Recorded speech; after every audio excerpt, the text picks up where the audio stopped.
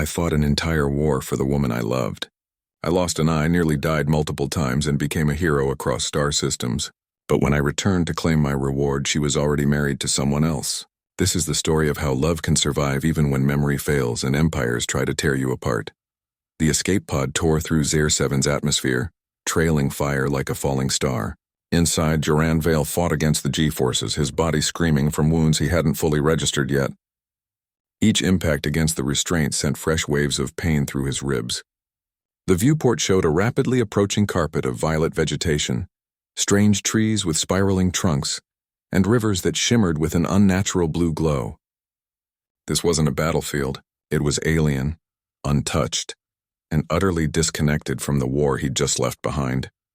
When the pod finally crashed, the sound was a deafening shriek of tearing metal. The impact threw him forward, the harness cutting into his shoulders. For a moment, there was only silence, broken by the frantic hiss of escaping coolant and the groan of stressed alloys. Then the pain returned, a constant throbbing presence in his side. He tried to move, to assess the situation as his training demanded, but his limbs refused to obey.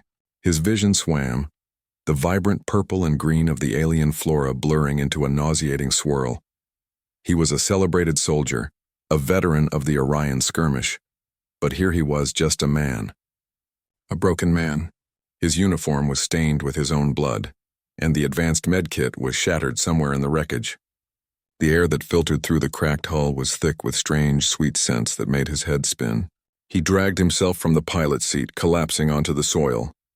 It felt soft, almost spongy. The pod smoldered behind him, a blackened scar on the landscape. Around him, the alien world thrived. Giant, bell-shaped flowers swayed without any wind, releasing puffs of golden pollen. Something shrieked in the distance, a high-pitched, multi-tonal cry that was nothing like any animal from Earth. His hand went to the sidearm at his hip. It was useless. His military training, all the tactics and strategies, meant nothing against the sheer, overwhelming alienness of this place. He was completely vulnerable. He tried to stand, using a twisted piece of the hull for support. The movement sent a white-hot bolt of agony from his leg straight to his brain. His breath came in short, ragged gasps. Each one was a battle. The silence of the wilderness felt heavier than the loudest artillery barrage. It was a deep, living silence, punctuated only by the pops from his dying pod and those unsettling unknown calls. He was a hero, but there was no glory here. Only isolation. Only the very real, very immediate threat of a death far from anyone who knew his name. His strength finally gave out. He slid down the warm metal, the world dimming at the edges of his vision. The last thing he saw was the alien sky, a soft lavender streaked with rings he didn't recognize. His mind, usually so sharp, could form only one coherent thought: whoever finds me first. It could be salvation. It could be something else entirely. Then the darkness took him, and his old life truly ended. The first thing he felt was not pain, but a gentle pressure on his ribs. A warmth spread through the broken tissue, a soft golden light emanating from the hands that hovered over his injuries.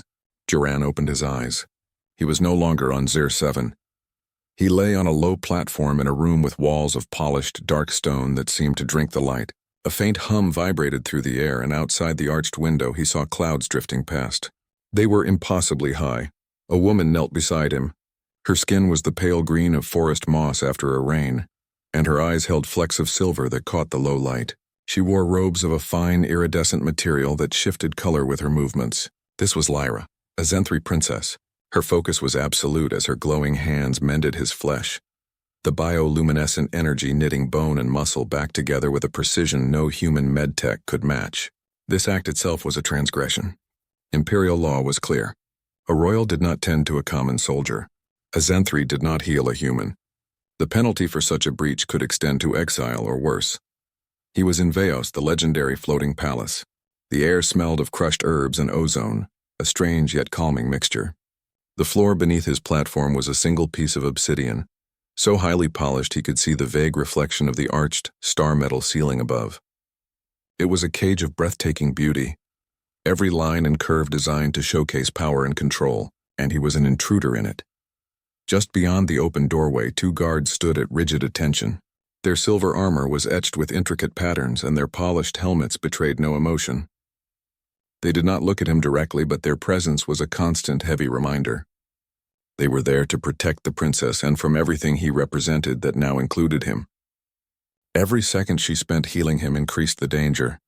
She was risking her station, her safety, her entire future for a stranger from a world her people barely tolerated.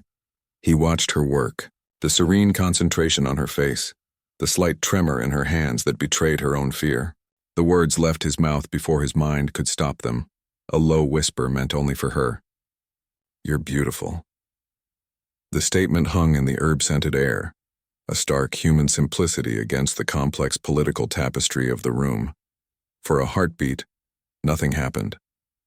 Then a startled laugh escaped her, a quiet, genuine sound she quickly smothered with her hand. Her silver-flecked eyes met his, and for the first time, he saw not a princess fulfilling a risky duty, but a young woman surprised by a moment of unscripted honesty. A faint blush of emerald colored her cheeks. That single reckless compliment was a spark. It was the first fragile thread of a connection that defied protocols and planets. A bond that threatened to unravel centuries of cold, unyielding tradition. The rules of the Empire had no answer for something so simple, so dangerously personal. He walked the halls of Veos. The floors were polished obsidian, so flawless he could see the reflection of the vaulted ceilings high above. The walls weren't built, they were grown. Veins of soft, living light pulsed within the dark stone, carrying energy through the palace like a circulatory system. It was a marvel of anti-gravity engineering, a fortress that drifted among the clouds, untouchable and severe. Every pillar, every arch was a statement. It spoke of power that was both ancient and absolute. This beauty had sharp edges. It was designed to intimidate as much as to impress. He felt the weight of eyes on him everywhere he went. The silver-armored guards did not speak to him. They merely watched, their helmeted faces tracking his movements with cold precision. Courtiers glided past in silken robes, their conversations halting as he approached. They looked through him, or they looked at him like he was a peculiar insect that had wandered indoors. His presence here was an anomaly. He was a low-born soldier from Earth, a grunt from a backwater planet. His scars were from combat, not ceremony. His value here was measured in battlefields won, a currency this court seemed to disdain. He was a curiosity at best. At worst, he was a threat to a carefully maintained order. The luxury was suffocating. He saw Lyra moving through these same grand spaces, and he understood it differently now. Her elegant robes were a uniform. Her serene expression was a shield. This palace, for all its breathtaking wonder, was her gilded cage. Every choice was prescribed, every hour scheduled. Her life was a performance for the court, her future a piece on a political game board. The pressure on her was a tangible thing, a constant silent hum in the air that was louder than the thrum of the palace engines. He saw the slight tension in her shoulders when a counselor passed, the way her smile never quite reached her eyes during formal greetings. She was a prisoner of her own birthright. He stood before a massive window looking down at the world far below. The gulf between them was not just the distance from Earth to Zenthri space. It was in the very air they breathed. His world was one of grit and survival. Hers was one of obligation and silent endurance. He was meant to fight for his planet. She was meant to be traded for hers. The desire he felt for her twisted itself into something harder, something fiercer. It wasn't just about winning her affection anymore. It became about breaking the very system that held her. He wanted to smash the polished floors and tear down the pulsing walls. He wanted to shatter the cage, not just for her, but for the right to stand beside her as an equal. The palace of floating obsidian had shown him the enemy, and it wasn't a fleet of warships. It was the unyielding weight of tradition itself. They found a moment alone in a secluded alcove, a small space shielded from the main corridor by a curtain of hanging vines that glowed with a soft inner light. The hum of the palace felt distant here. Lyra's usual composure was gone. Her hands trembled slightly as she clasped them together. She looked at him not as a princess to a soldier, but as one trapped person to another. Her voice was low, urgent, meant only for him. She told him the truth. Her life was not her own. It was a political transaction, a move on a board she never agreed to play. Her parents, the Emperor and Empress, had arranged it all years ago. Her future was a bargaining chip to secure an alliance with a powerful neighboring house. Her feelings were irrelevant. Her desires were a nuisance to be managed. She was a prize, she explained, but not one to be won through courage or love. It was a matter of ancient, cold tradition, a contract written in stone long before she was born. The man she was promised to, Prince Corin, represented stability, a merger of power. Her parents saw the alliance as the only way to secure the Empire's fragile borders. They saw her as a tool, a key to a lock. Her happiness was a secondary concern, if it was a concern at all. Her duty was to obey, to smile, and to seal the pact with her presence. Then she told him the one thing that changed everything. There was a clause, an old, nearly forgotten piece of imperial law, a loophole. It stated that if a common-born individual performed an act of unprecedented valor for the Empire, a feat so great it saved the entire civilization from annihilation, the royal family could, at their discretion, grant them a boon. Any boon, even the hand of a princess. Her eyes held a desperate, fragile hope as she said the words, "If you win, if you prove yourself the savior of the Empire, they may allow you to claim me as your bride." The air left his lungs. The entire scope of the war shifted in an instant. It was no longer a conflict between empires. It was not about Earth or Zenthri. It was a personal wager. A single insane gamble with the highest possible stakes. His life was the bet. Her freedom was the prize. He would have to become a hero on a scale no human had ever achieved. He would have to defeat an enemy so powerful that the entire Zenthri military was losing to them. He would have to do the impossible, not for a medal or a promotion, but for a chance. A single fleeting chance to rewrite a destiny that was already being written without them. The fate of two civilizations now rested on the heart of one soldier. The war became a personal quest, a dangerous path he had to walk alone. Every battle from that moment forward would be fought with her face in his mind, her whispered words his only fuel. The political machine of the Empire was a glacier, slow and unstoppable. He was a single man with a rifle standing in its path, believing he could make it change course with nothing but sheer force of will. The confession was done. The path was set. There was no turning back. The enemy they faced was not a rival empire. It was a force of cosmic annihilation. Admiral Vrax and his Void Corsairs did not conquer worlds. They erased them.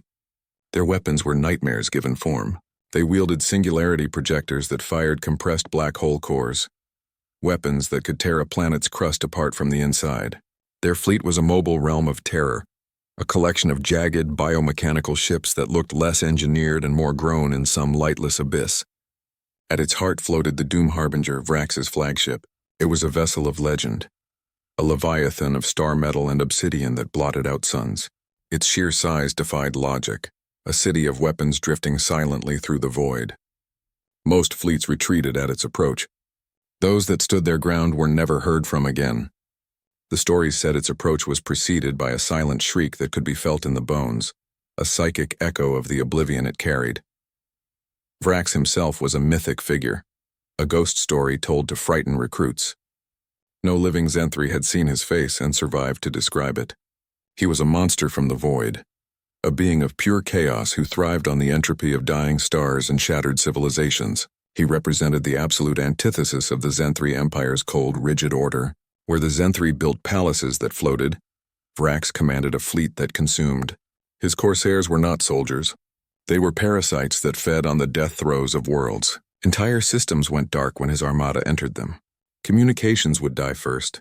Then the stars themselves seemed to dim as the dark energy of his weapons bled into local space. The planets he targeted were not invaded.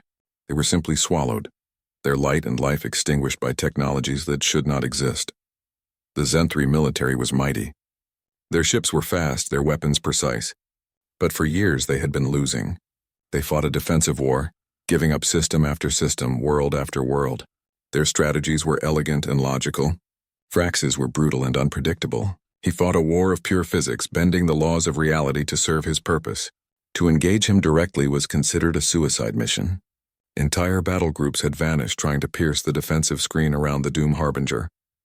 The official Zenthri stance was one of managed retreat, sacrificing border systems to protect the core worlds.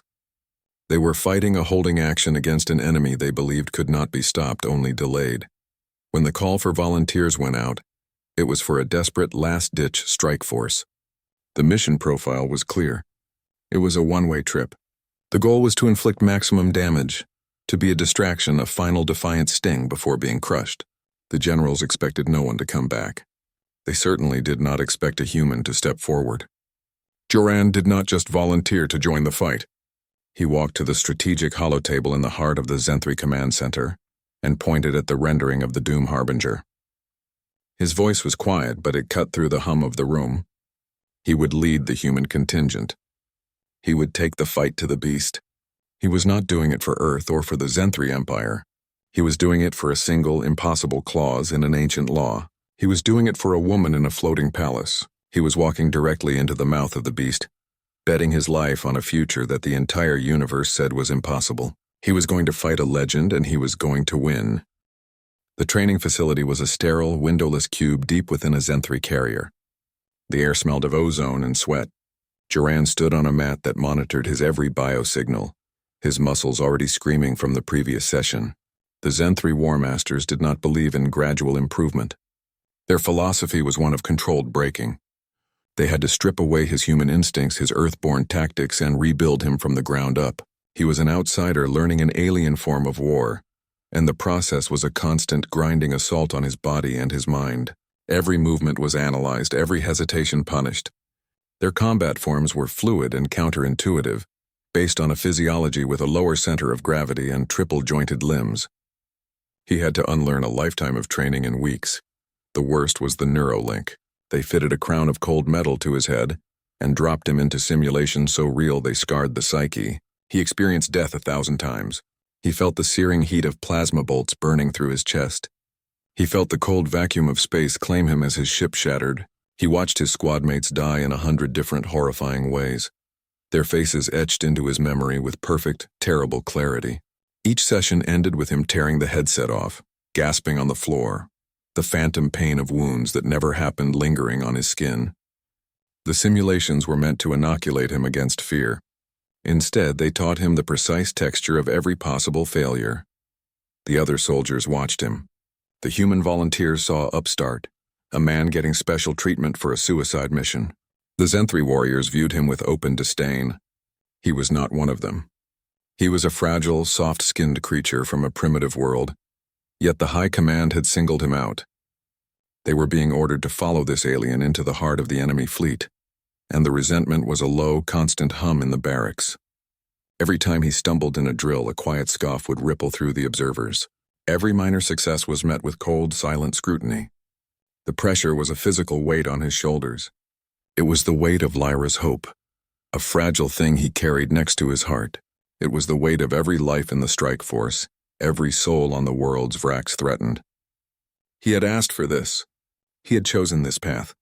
The doubt in their eyes was a reflection of the fear he had to crush inside himself. He stopped sleeping. He spent the off hours in the simulation pods running scenarios until his vision blurred. He forced his human body to mimic Zenthri flexibility, his human mind to process their complex tactical data streams. He learned to interface directly with their ship systems, feeling the vessel's status as a tingling in his own nerves. He stopped thinking in terms of human or Zenthri. He started thinking only in terms of what worked. He became a hybrid, a fusion of Earth's stubborn grit and Zenthri technological precision. The War Masters finally watched him in silence. The skepticism was gone, replaced by a sharp analytical focus. He was no longer a project. He was a weapon. The breaking was over. The forging was complete. He emerged from the sterile cube a different man. The man who walked out was calm. His movements were economical. His eyes held the memory of 1,000 deaths and a single unshakable purpose. He was ready for the solo assault. He was ready to define a generation or die trying. His fighter was a speck of dust against a mountain of dark metal. The Doom Harbinger filled his entire viewport, a jagged city of weapons and engines that blotted out the stars. The math was clear. The odds were 0. This wasn't a plan. It was a scream into the void, a single act of pure defiance. He pushed the throttle forward. The ship shot into the kill zone. A storm of plasma fire erupted around him. Green and red energy bolts crisscrossed the blackness, so thick they formed a net of certain death. Entire Zenthri squadrons would have been vaporized in seconds. He flew not like a pilot but like a thought. His hands moved on the controls, a constant stream of tiny adjustments. He rolled, dove, and twisted through gaps that shouldn't exist. The G-forces pressed him into his seat, a constant crushing weight. His ship's proximity alarms screamed a single continuous note of panic. The heat warnings flashed red. He was pushing every system far beyond its designed limits. The metal of the hull groaned in protest. The flagship loomed larger. It was no longer a ship. It was a landscape. He could see individual weapon batteries, each one the size of a building, tracking his movements. They fired, and the space around him turned into a solid wall of fire. He flew through it. The impact of near misses rattled his teeth. Shrapnel from exploded ordnance pinged against the canopy. He was a gnat buzzing around a Titan, and the Titan was swatting at him with world-ending force. Inside the cockpit, it was just the rasp of his own breathing and the frantic chorus of the alarms. He was completely alone. There was no comms chatter, no wingman to cover his flank. The only thing with him was the ghost of a promise, the memory of a woman's voice in a quiet room, the feel of her hand on his. It was the only thing that felt real. He saw his opening, a maintenance conduit, a hairline fracture in the gargantuan hull used for deploying repair drones. It was his only way in. He angled the ship and fired his last 2 missiles at the seam. The explosion was blinding. He flew straight into the fireball, through the shattered armor plate and into the dark, cavernous innards of the beast. He was inside. The docking clamps grabbed his crippled fighter, bringing it to a jarring halt in a hangar bay. Silence. For a single, heart-stopping moment, there was no sound except the creak of cooling metal. Then the bay doors began to grind open, and the red alert light started to spin. They knew he was there. He was out of the ship in seconds, the magnetic charges heavy in his hands. His goal was the engineering core, the heart of the ship where the black hole generator sat. He ran through corridors that pulsed with a malevolent energy. Alien guards rounded corners, but he was already moving, a phantom in their midst. He didn't fight to kill. He fought to get past. He was a shadow, a rumor, a man with a single purpose. He found the core chamber. The air hummed with a deep subsonic frequency that made his bones ache. In the center of the room, contained by fields of blinding light, was the black hole core. A sphere of perfect, terrifying darkness that pulled at the light around it. He moved fast. He placed the charges at the stabilization points, his hand steady despite the tremor in his soul. The last charge clicked into place. The victory was not clean. It was brutal. It was personal. He had done it. He had planted the seeds of the beast's own destruction. The cost would come later. The chain reaction started deep within the Doom Harbinger's core. The containment fields on the black hole generator failed. For a single silent moment, a perfect sphere of absolute darkness expanded, swallowing the light and sound around it. Then the backlash of released energy hit. It tore the Leviathan apart from the inside. The shockwave radiated outward, a silent, expanding ring of pure force that shattered the Corsair fleet. Ships that had terrorized star systems for decades were unmade in an instant, reduced to glittering dust against the black. The war was over. It ended not with a treaty, but with a single catastrophic detonation. Duran was still inside when it happened. He was running for his crippled fighter, his body already pushed to its limit from the fight. The explosion caught him. It was not a sound. It was a pressure, an immense force that picked him up and threw him like a leaf in a hurricane. Something sharp and hot tore across his face. The pain was a white-hot fire that eclipsed everything. His right eye was gone.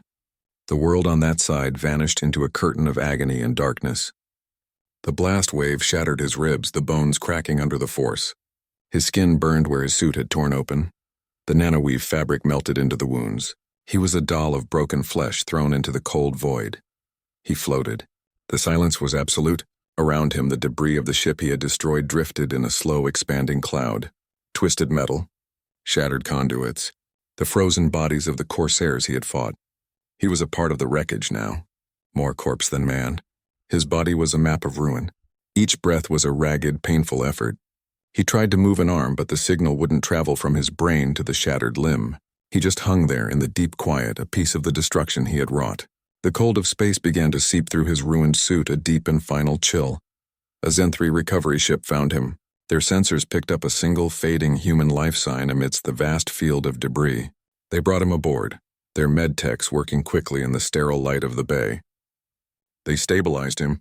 They sealed the worst of the wounds, gave him blood, hooked him to machines that breathed for him. But the damage was done. The hero was a broken vessel. His body would heal, but it would never be whole again. The legend of the low-born soldier who toppled a legend was born in that moment, a story that would spread across 100 worlds. But the story was built on this. On a man lying on a med bay cot, his face a mask of bandages, his body a testament to the cost. He had done it. He had won the impossible war. He had saved countless planets from annihilation. The price for that victory was written on his body and carved into his soul. The missing eye. The web of scars. The ache in his bones that would never truly leave him. He had paid it all willingly. As the drugs pulled him under, his mind held on to one clear, certain thought.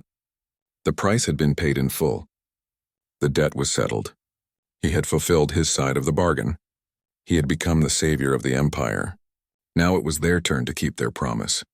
He believed, with the last vestiges of his strength, that he had finally earned his future with Lyra.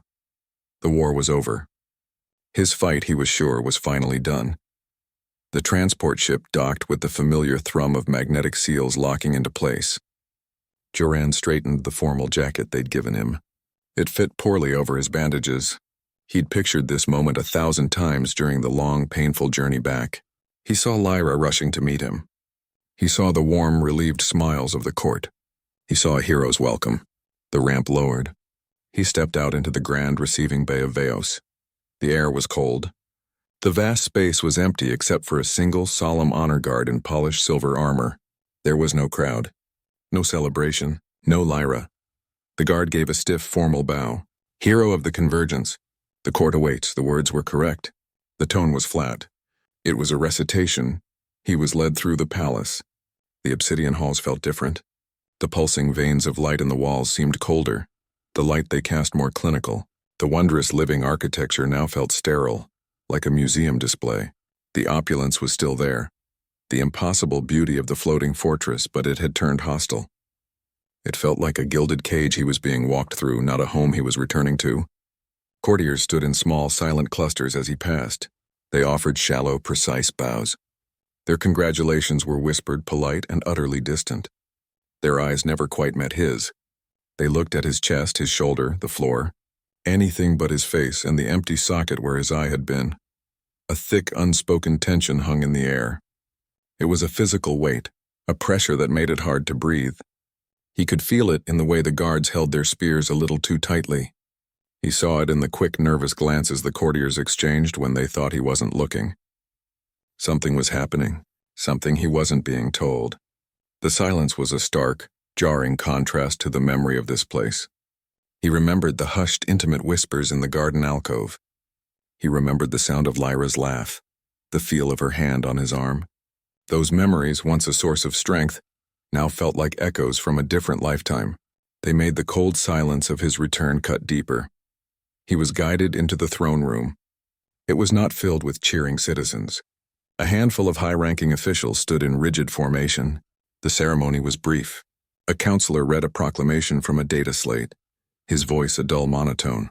It listed his deeds, the victory over Vrax, the salvation of the Empire. The words were grand, but they landed on the polished floor with a dull thud. They handed him a medal. It was cold and heavy in his palm. The whole event felt less like a celebration and more like a funeral. He was the guest of honor at his own emotional burial. He stood there, the savior of the Zenthri Empire, and he felt like a ghost. He was an apparition haunting the very machine he had saved.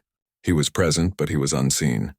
The promise of a joyful reunion, the dream that had fueled him through every second of pain and terror, began to curdle in his stomach. It turned into a cold, heavy dread. The formality was a shield. The avoidance was a message. The ceremony was a dismissal. This wasn't right. This wasn't how the story ended. He had paid the price. He had won. He scanned the faces in the room, looking for one person, the only person who mattered. She wasn't there. The foreboding sense of betrayal settled over him, cold and certain. Something was deeply, terribly wrong.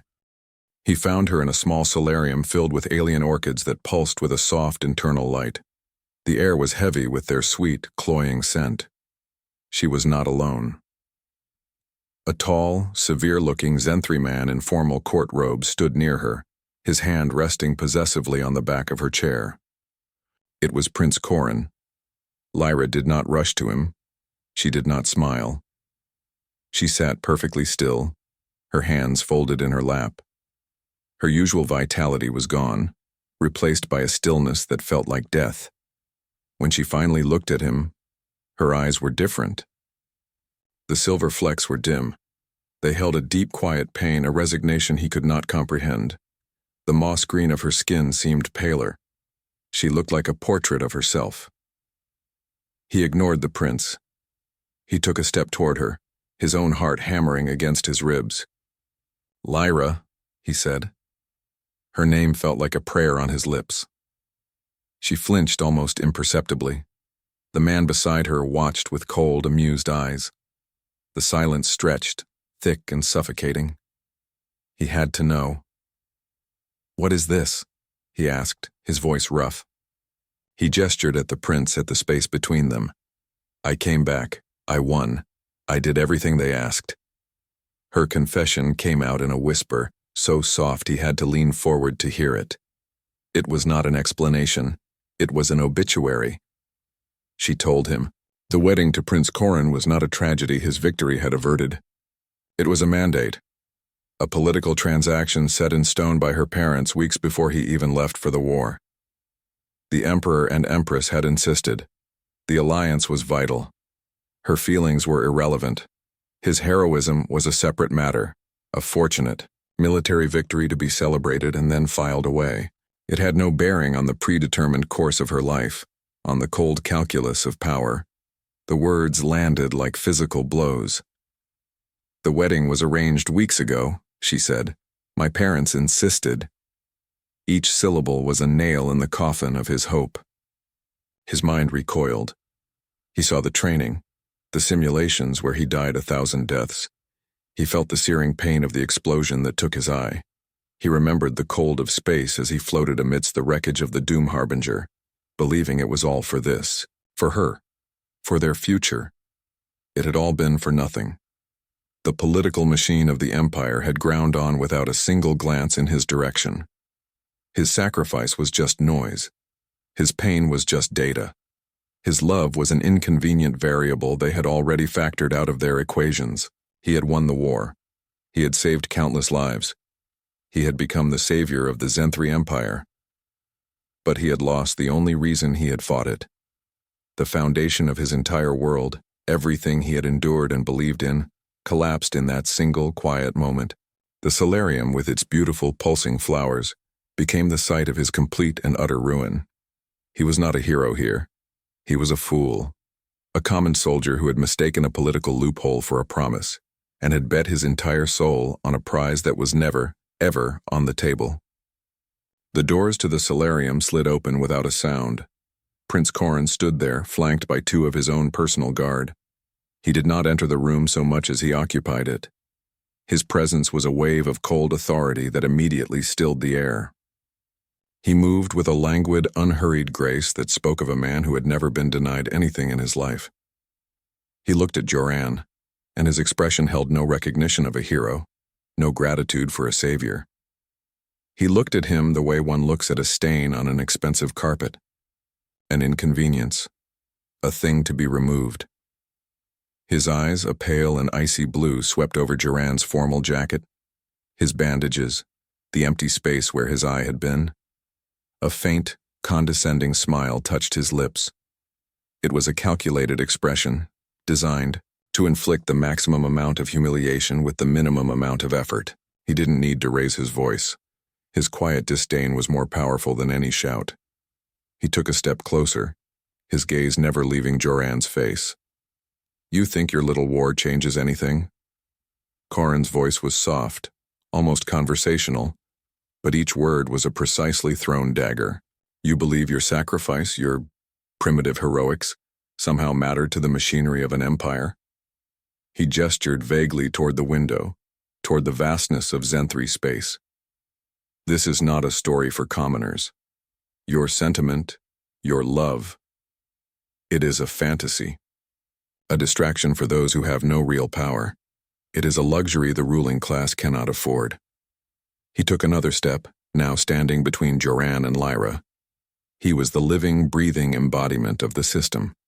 He was the unbreakable wall. "You are a tool that was used. a weapon that was pointed, and now the battle is over, the weapon is sheathed, it is put away. His eyes flicked to the medal still clutched in Duran's hand. They give you a trinket for your service. They do not give you a queen. He let the silence hang for a moment, letting the absolute futility of Duran's entire struggle sink in. Every injury, every moment of terror, every friend lost, it was all rendered meaningless by this man's cold, casual dismissal. It wasn't just an insult, it was an erasure. Then with a final contemptuous glance, he turned his head slightly toward the guards stationed at the door. His voice, when he spoke again, was clear, loud, and utterly devoid of emotion. It was a command, an order to dispose of trash. Guards, remove this commoner. The two silver-armored Zenthri who had escorted Duran into the palace earlier stepped forward. Their hands were firm on his arms. There was no resistance he could offer that wouldn't end in more violence, more humiliation. He was the savior of the Zenthri Empire, and he was being physically dragged away from the woman he loved by the very soldiers of the regime he had saved. They pulled him back, away from Lyra, away from the prince, out of the solarium. The injustice of it was a physical sickness in his gut, a pain far deeper than any shrapnel wound or broken bone. It was the pain of a heartbreaking not from loss but from the sheer crushing weight of betrayal. He had faced down fleets and monsters, but this cold, political efficiency was what finally broke him. He found her alone in the garden, the same place where her glowing hands had mended his ribs, where he had first called her beautiful and heard her laugh. The alien flowers still pulsed with soft light. The fountains still whispered. But the air was different now. It was heavy and still, like the air in a tomb. She stood by the railing, looking out at the clouds drifting past the floating palace. Her shoulders were slumped. She did not turn as he approached. The silence between them was a wall. He stopped a few feet from her. His voice, when it came out, was rough. It was the voice of a man who had been screaming in vacuum, a man whose body was held together by scars and sheer will. Lyra. She flinched at the sound of her name. He took a step closer. The words began to spill out of him, desperate and raw. They were a list of wounds, a ledger of pain. He spoke of the training that broke his bones in simulation. He described the flash of the explosion that took his eye. He told her about the cold, the silence, the certain knowledge of death as he floated in the wreckage of the Doom Harbinger. He laid it all before her like currency. He was trying to pay for a future with the coins of his suffering. "I came back," he said, the words hanging in the perfumed air. "I won the war. I did it for you." He waited for her to turn, to look at him, to say something. Anything. The garden, once a place of wonder and secret connection, now felt like a cruel joke. Its beauty was a mockery of his pain. The gentle glow of the flowers seemed to highlight the hollow ache in his chest. This was supposed to be their place. Now it was just a beautiful setting for a final goodbye. She finally turned. Her face was a mask of quiet agony. The silver flecks in her eyes were dim with unshed tears. She looked at him and he saw the love there. It was real. It was the same love he felt. But he also saw something else. A deep, unshakable resignation. She was a queen now, bound by chains of duty he could not see but whose weight was evident in every line of her body. Her parents, the court, the entire weight of Zenthri tradition, it all held her in place. Her love for him was a bird in a gilded cage, beating its wings against bars it could never break. "The wedding was arranged weeks ago," she whispered. Her voice was so soft he barely heard it over the fountains. "My parents insisted, that was all." There were no grand explanations, no evil plot, just the simple, devastating mechanics of power. Her love was real, but it was impotent. It had no agency against the inertia of centuries. It could not fight an empire. It could only ache. The moment laid their world bare. It was not a story of good versus evil. It was a story of two paths that had diverged forever. His path was one of action, of belief that sheer force of will could change destiny. Hers was a path of acceptance, of understanding that some structures are too vast to fight. His heartbreak was not a personal failure. It was a simple, brutal consequence. The consequence of a soldier's love meeting a queen's duty. They stood there, separated by a foot of space and an impossible gulf of circumstance. The victory was his. The war was won. But the battle for their future was over, and it had been lost before it ever began. The war on Catherine was a minor engagement, a footnote after the grand conflict with Vrax. For Duran, it was a routine patrol. He moved through the dusty canyons with a squad of new recruits, their nervous energy a sharp contrast to his own weary calm. The air was thick with red dust that stuck to his visor. Then the world turned white. A neurodisruptor blast fired from a hidden Corsair remnant struck his helmet. The crack of the visor was a sharp report. A surge of electric agony shot through his skull. It felt like his brain was being scrambled inside his own head. The pain was absolute, consuming. Then it was gone, along with everything else. He woke up in a white room. The walls were smooth and featureless. A soft hum filled the air. A man in a medical tunic stood over him. "Your name is Duran Vale," the man said. The words meant nothing. They were just sounds. "You fought in the Convergence War." That meant even less. He looked at his own hands. They were just hands. He had no history attached to them. He was a blank slate, a clean, empty room where a person used to be. The doctors told him he was a hero. They showed him medals. They showed him records. It was like reading a file about a stranger. The man in those reports was someone else. A man who had loved. A man who had lost. A man who had sacrificed everything for a woman whose face he could not picture. They moved him to a rehabilitation station on a quiet moon. It was a place of soft lights and hushed voices, a medicated purgatory.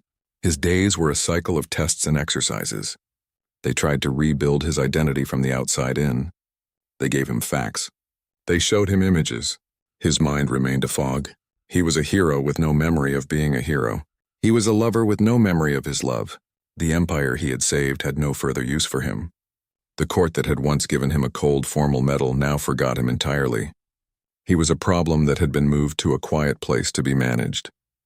He was a ghost in the machine he had once saved. At night he dreamed. They were not clear dreams.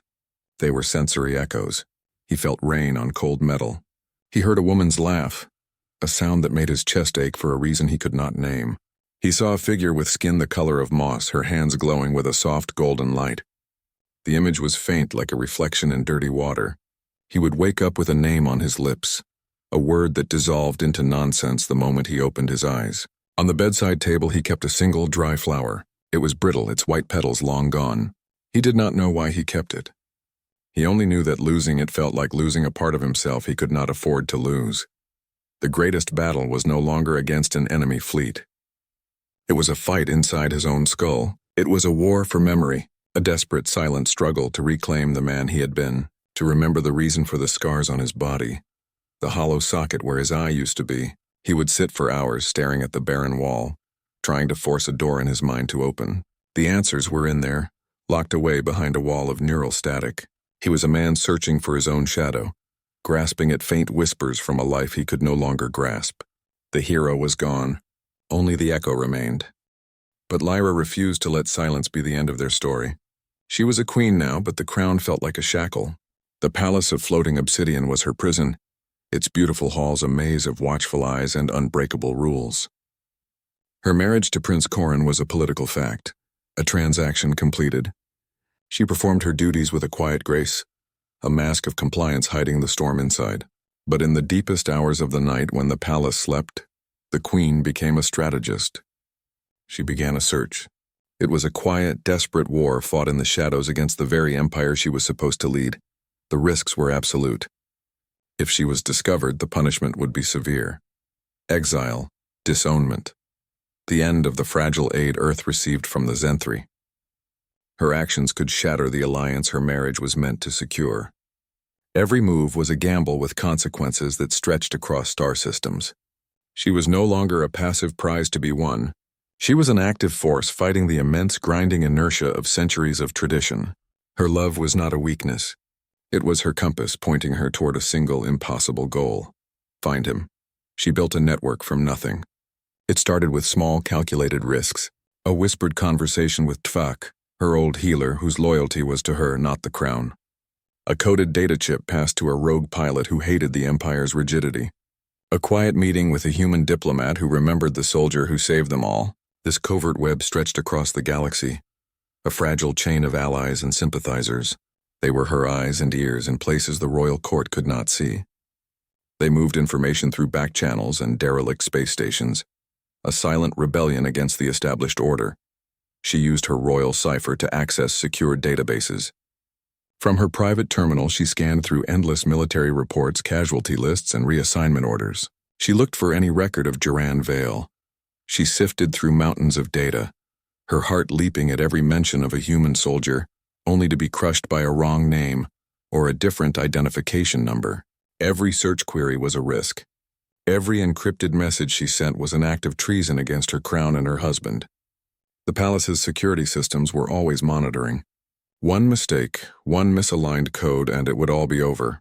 The stakes were a constant weight on her shoulders. She was risking her world for a ghost, for the faint, fading hope that he was still alive out there somewhere, that the man who fought an empire for her had not been erased by it. Her quest was a silent declaration of war. It was a war not fought with ships or weapons, but with information and desperate courage. She was fighting the cold political machine from the inside, using the very tools of her station to undermine it.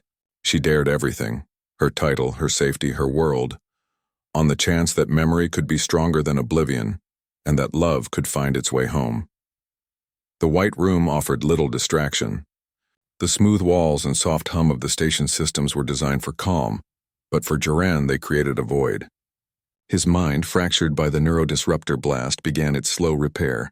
It wasn't a sudden flood of recollection. It was a series of quiet, confusing flickers. A sensory echo would hit him without warning.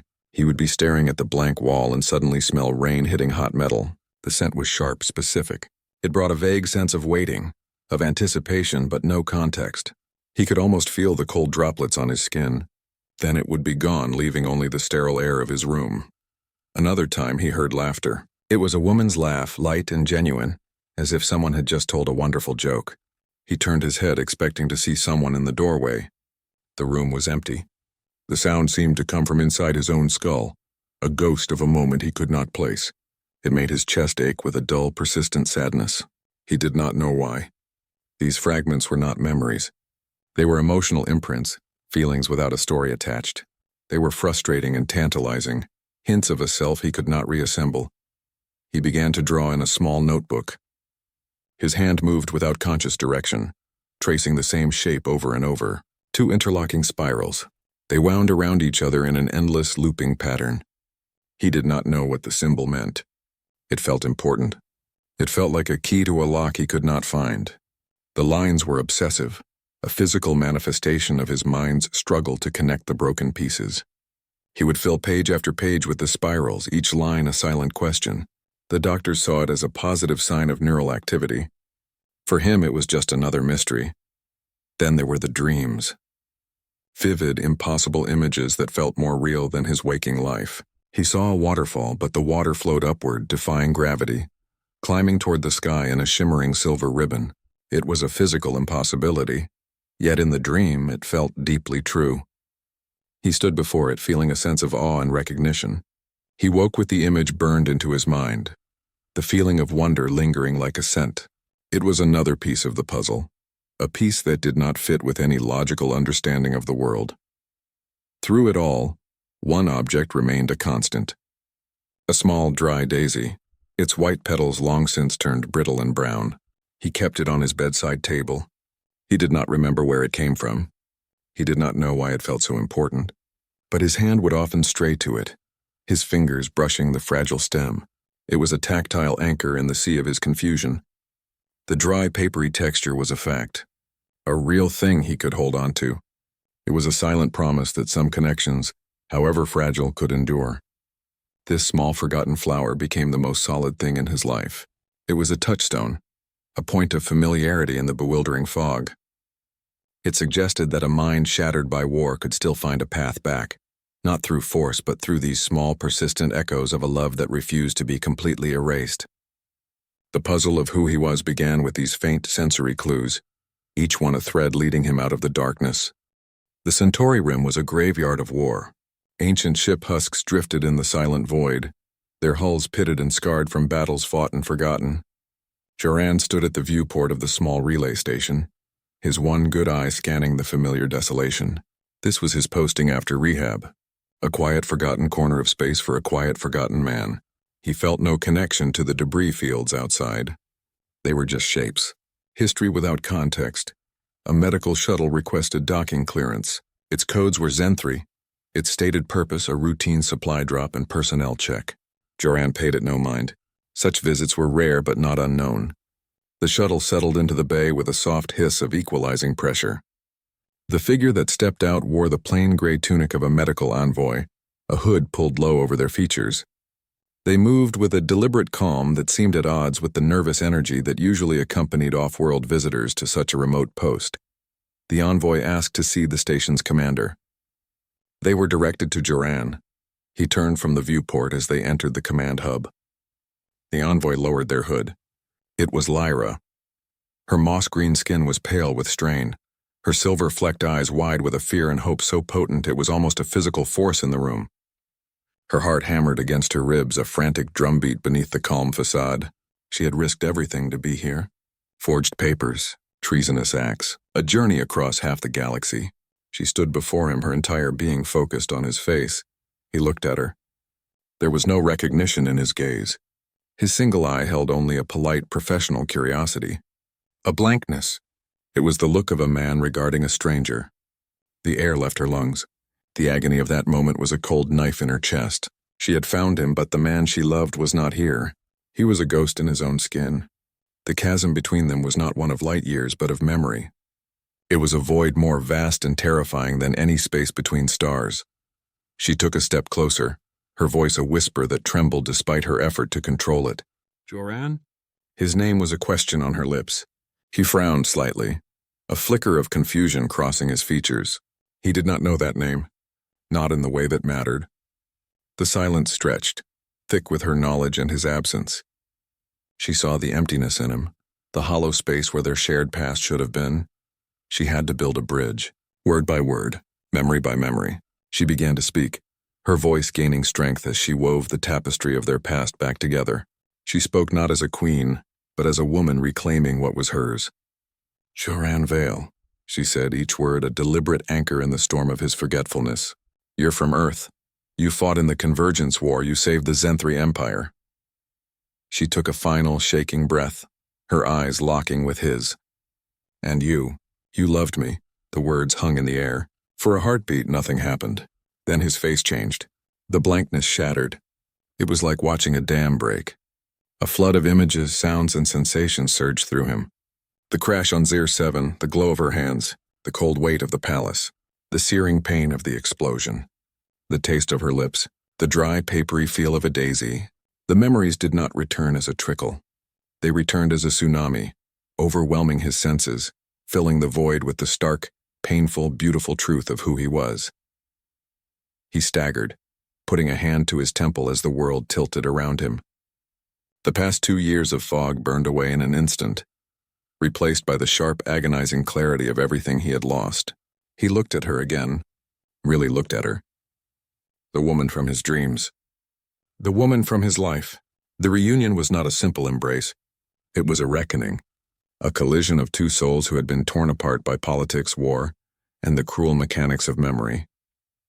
They stood amidst the ghosts of a battlefield, the weight of centuries of absence and silence finally lifting. He remembered everything.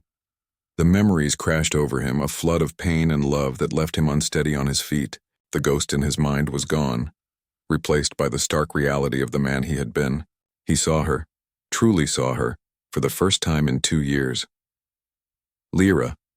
Her name was a life raft in the storm of his returning consciousness. But the joy of remembrance was immediately overshadowed by a cold, hard truth. They were standing in a Zen3 command hub. His recall was a liability. Her presence here was treason. The reality of their situation descended upon them with the weight of a collapsing star. They could not go back. Veos was a beautiful trap. The empire he saved would never grant them peace. To return would mean capture, a forced separation, or a quiet, permanent disappearance. Prince Corrin would not allow this insult to his power to stand. The political machine would grind them into dust. Staying was not an option. The station's security protocols would soon flag the unauthorized shuttle and its royal passenger. Every passing second increased the danger. They had to run. They had to abandon everything. The decision was not debated. It was a simple, terrifying fact. They would leave behind the gilded cages of the palace. They would turn their backs on titles, on wars, on the only world Lyra had ever known. They would become fugitives in the vast, unforgiving expanse of space. Their only possessions were the clothes they wore and the desperate hope they carried. Their escape was a fragile thing, built on a single thread of trust. Lyra activated a secured comm channel. The face that flickered to life on the screen was Tvak, her old healer. His familiar wrinkled features were set in grim determination. He asked no questions. He offered no lectures on the insanity of their plan. His loyalty was to her, not to the crown. He was a symbol of the quiet defiance that existed within the Empire's rigid structure. A man who valued a person over a protocol. He transmitted coordinates and clearance codes for a derelict supply route, a path rarely patrolled. His assistance was their only chance. They moved fast. The station's alarms began to blare just as their stolen shuttle detached from the docking clamps. The sleek, predatory shapes of Zen-3 interceptors flashed on the scanner screen, vectoring toward their position. The chase was on. Duran pushed the shuttle's engines into the red, flying on instinct and a fading memory of tactics. They wove through asteroid fields and skimmed the coronas of dying stars, using every trick to break their trail. It was a desperate gamble, a race against the Empire's long and brutal reach. Their destination was a single point of light on the star chart, Aridun 7, a neutral world, a place of fragile peace where human and Zen-3 interests maintained an uneasy truce. It was not a paradise. It was a borderland, a place for those who wished to be forgotten. It represented their only hope for a life beyond the Empire's shadow. As the stars stretched into lines of light around them, they made their choice. They chose each other. They chose a future written by their own hands, not by ancient decrees. They left behind the stories others had written for them, and they began the perilous work of building a new one from scratch. Their home on Aridun 7 faced the rolling green hills, a single-story structure built from local timber and stone. It sat beside a river so clear you could see the smooth pebbles on its bed. Solar panels lined the roof, soaking up the gentle light of the system's orange sun. This was their fresh start, a place far from the political machinations of Veos and the memory of war. The air here did not hum with the tension of imperial scrutiny. It smelled of damp earth and the sweet fragrance of the alien starlies blooming beside familiar earth daisies in the garden. This was a neutral world, a place of fragile peace where humans and Zen-3 lived in an uneasy, watchful truce. It was the only place they could be. They had to learn a new way of living. There were no titles here. No one bowed to Lyra. No one saluted Duran. They were just two people. A man with one eye and a map of scars, and a woman with moss-green skin and a quiet strength. They tended the garden together, their hands in the soil. Duran learned the careful way to trim the starlies so they would not wilt. Lyra learned how to tell when the earth tomatoes were ripe. They built a life from ordinary things, a life defined by partnership, not by the hierarchies they had escaped.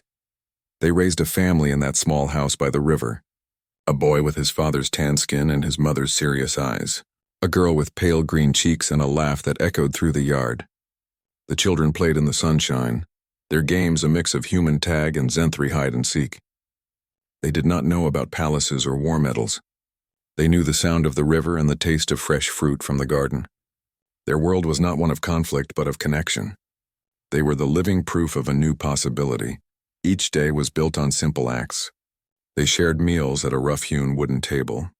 In the evenings, they drank tea from cups Lyra had brought with her.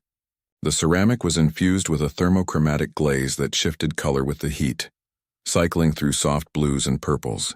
It was a small, beautiful thing. They would sit on the porch as the twin moons rose, watching the colors change in their hands. The sky above them was a deep, peaceful violet, dotted with unfamiliar constellations. It felt safe. It was a stark contrast to the perpetual alertness of life in the floating palace, where every glance held a calculation, every silence a potential threat. Their victory was no longer about a battle won or an enemy destroyed. It was in the rows of vegetables in the garden. It was in the sound of their children's laughter. It was in the quiet understanding that passed between them without a word. They had forged a home where two species could coexist not as ruler and subject, but as partners. They had created something beautiful and new from the ashes of their old lives. Their love was the foundation. It was the mortar that held the stones of their house together. and the principle that held their small world in balance. They had not just found refuge. They had built a new world. In the quiet corner of their garden on Aridin 7, they built their monument. It was not a statue celebrating a war, a victory, or a hero. It was a simple pillar of local river stone, standing no higher than Duran's shoulder. Its surface was rough and unpolished, a stark contrast to the obsidian perfection of the palace they had left behind. This was not a tribute to power or conquest. It was a tribute to resilience, a quiet testament to the private struggle they had endured and the quiet peace they had built with their own hands. The inscription was carved into the stone with careful, deliberate strokes. The words were few. They held the weight of their entire story. They read, "We waited. We found each other. We stayed." Each phrase was a chapter. The first spoke of the long separation, the years of silence and hope. The second held the memory of the crash, the healing, the war, and the painful reunion on the rim. The third was a promise, a vow for the life they had chosen to build together, far from the empires that had tried to dictate their fate. The simplicity of the words made them powerful. They needed no explanation. Around the base of the pillar, a single band of silver was inlaid into the stone. Preserved within a crystal-clear resin at its center was the daisy. The flower was brittle and brown, its petals fragile as ancient paper. It was the same daisy Duran had brought from Earth, the one he had carried through war and injury, the one that had been his only anchor when memory failed. This small, dry blossom was the fragile thread that had connected every part of their journey. It had survived the heat of battle, the cold of space, and the fog of amnesia. It was a symbol of an endurance that went beyond strength. It was the endurance of a feeling. A love that had withstood every blow life could deal. As twilight settled over Aridin 7, the scene was lush and deeply peaceful. The twin moons cast a soft silver light over the garden. The river whispered nearby. The air was cool and carried the scent of the flowers they had planted together. Duran and Lyra stood before the simple pillar, their hands linked. Their children played nearby, their laughter a soft counterpoint to the quiet of the evening. The universe in that moment felt vast and approving. Their small corner of peace was a tiny victory against the endless conflict that raged among the stars, a quiet testament to a different kind of power. Their story became something more than a personal history. It transformed into a quiet legend. It was not a tale of great battles, though battles were in it. It was a story about memory, about the fight to hold on to who you are.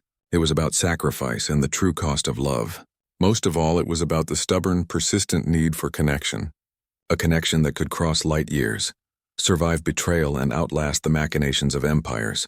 It was proof that some love stories do not end. They simply find a new beginning, in a shared garden under an alien sun, their memory enduring long after the fighting has faded. They had written their own ending, and it was enough. Love can survive memory loss. It can outlast political machines designed to crush it. It can even endure across the vast stretches of time and space. A bond like the one forged between Duran and Lyra proves that connection itself is a force capable of anchoring an entire civilization. It gives people the strength to imagine a future built on something more than war and tradition. It shows us that a story is never truly over just because a chapter ends. Some stories don't end. They simply find a new way to begin,